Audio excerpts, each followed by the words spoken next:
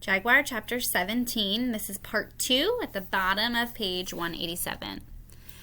I spent the rest of the afternoon with her. We crossed over to 3 different trees. To accomplish this, we hung upside down and pulled ourselves along the outstretched ropes.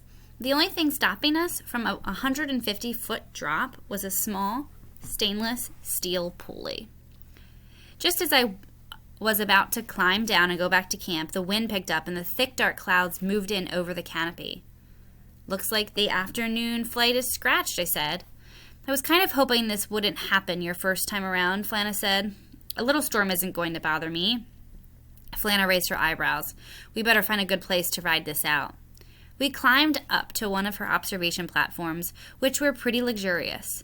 They were made out of plywood covered with thick foam rubber for comfort, and plastic to keep the foam rubber dry. A waterproof tarp... Sorry guys, I lost my spot. Here we go. A waterproof tarp hung over the top and mosquito netting was draped around the sides to keep the insects out. "The platforms are designed for long stays," Flana said as we climbed in. I once spent 3 weeks on a platform. After a while, I felt like I'd been transformed into a bromelaid.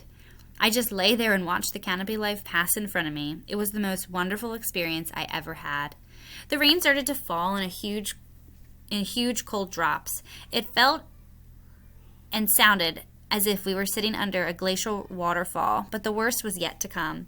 The wind started gusting through the canopy, and the tree began whipping back and forth like a telephone line in a hurricane. I was sure that it was going to snap into 2 at any moment. Fortunately, the storm passed as quickly as it had come, and it was over. I couldn't tell whether I was shivering from the cold rain, or from terror. "That wasn't as bad as I thought it would be," Flana commented. I realized something else that day. Flana was the toughest human I had ever met in my entire life. She and Doc were perfect for each other.